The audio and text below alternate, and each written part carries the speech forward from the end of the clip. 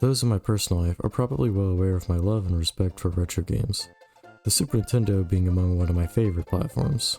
16-bit games with pixel art have a tendency to age very well, especially when you compare them to early 3D games. I always look forward to new indie games taking on a pixel art style. As a fan of both JRPGs and 2D platformers, there are many indie games that are simply a must-play. However, there is one place I have little experience with, and that is the world of ROM hacking. ROM hacks can vary greatly in terms of quality. Some can have years of effort put into them, while many are made in a short period of time, either for a competition or to simply make something infuriating to play. I'm sure many of you are familiar with the infamous, difficult Kaizo Mario hacks. They're typically what comes to mind when a person thinks of ROM hacks. At least, that's the case for myself. As much as I love platformers, even difficult ones, Kaizo Mario has never been appealing to me. I'm okay leaving that to more professional platformer gamers. However, what if there were hacks that aren't absurdly difficult? That's what we're going to be discussing today. We're going to be talking about one of the more unique cases in ROM hacks, specifically Super Mario World, which, as many of you are probably well aware of, is one of the biggest games when it comes to ROM hacking. Super Mario World is personally one of my favorite 2D Mario games. Actually, I would say it is my favorite 2D Mario game. I think it ranks above all the rest, but that's my personal preference. I like its aesthetics and its mechanics that make it unique. We're going to be looking at a hack for Super Mario World called a Plumber for all seasons.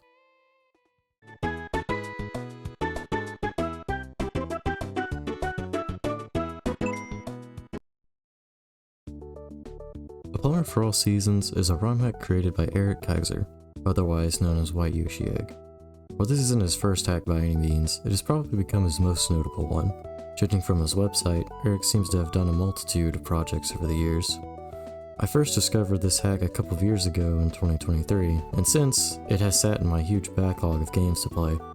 However, the game has been out longer than that. A Plumber for all seasons was a project Eric would work on starting in 2012, and finally be completed in 2021, a total of about 9 years.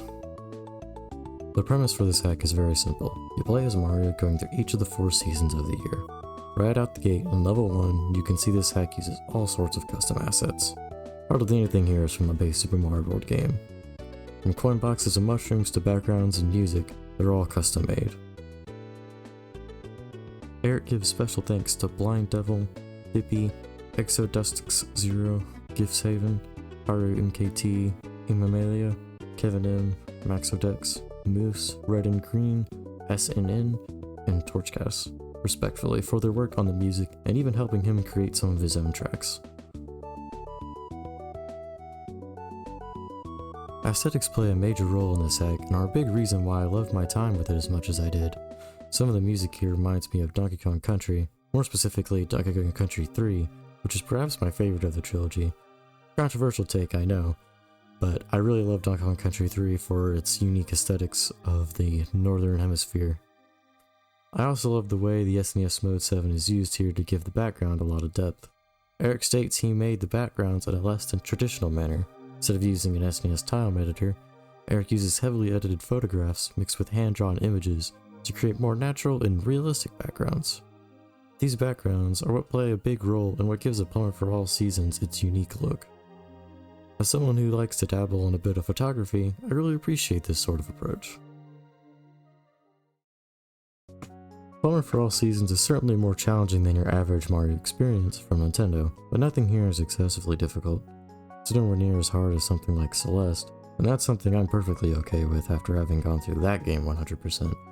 I like a platformer with a decent bit of challenge and great aesthetics, and I think that's what best describes A Plumber for all seasons.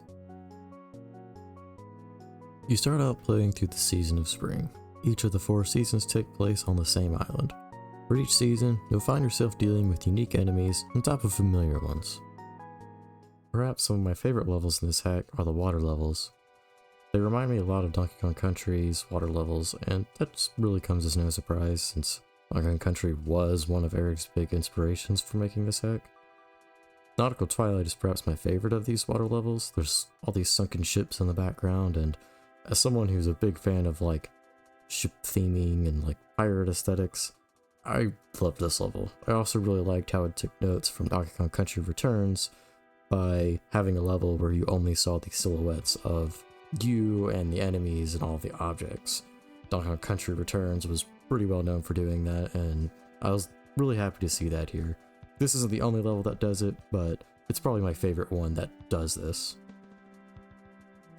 Arctic Circle was another great water level that I loved in this game. You're going through all these icy waters, and what's really unique is there's all these rotating icebergs that you see, and they kind of like have changed the way you think about where you're gonna go. I found myself getting really tripped up at this one part where you had all these sort of sea urchin enemies rotating and moving along, like, you know, horizontal or vertical axis, and then you had the icebergs rotating around you. It was actually a little trippy and kind of tricked me in terms of like navigating and how I was gonna get through it.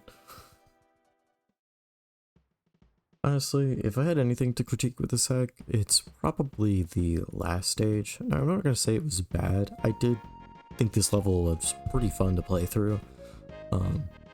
Although there were a few things I think I personally would have changed. There was something kind of weird going on with the spring section.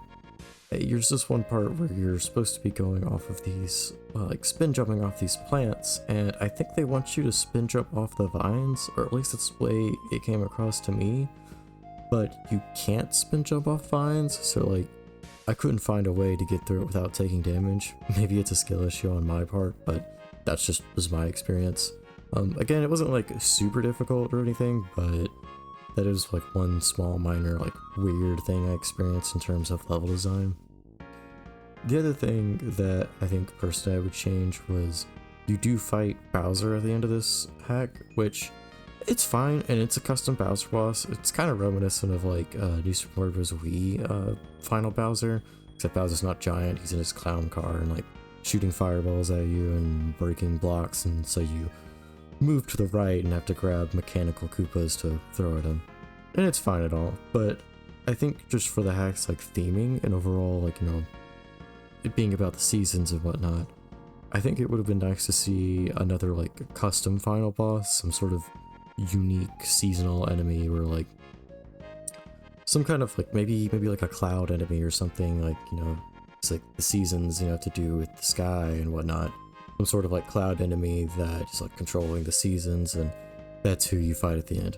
It's just an idea, I don't know, but I just would have liked to seen something a little bit more custom in terms of a final boss, especially since so much in this hack is already custom as is. On the topic of the final level, I guess I should explain a little bit more how it works. It's pretty forgiving. You have 4 doors, and each door represents like one of the seasons, and they're like these mini sort of challenges you have to go through. They're not like too difficult. Like I said, the spring one was just the only one that I had a little bit of a difficult time with. And also the hack's pretty forgiving in the sense that like once you complete one door, you get checkpointed, so like you don't have to do all 4 doors without dying or anything like that. It's not too crazy difficult. Just beat each door, get a checkpoint, and then you can enter the final door to go fight Bowser.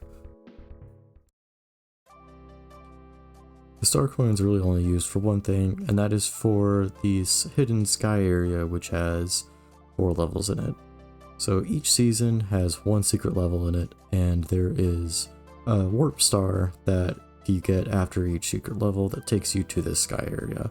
And each level in the sky area has a certain amount of star coins that you'll need to be able to play them.